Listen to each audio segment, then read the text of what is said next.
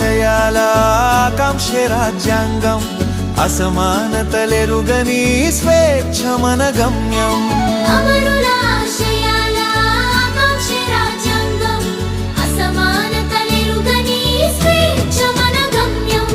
అక్షరాల లక్షణాలు అడుగడుగున నడవాలి అరమరికలు లేని ఓ తొలి పొద్దై నిలవాలి తొలి పొద్దై నిలవాలి జనని మా అమ్మ భారతి జగతికి కావాలి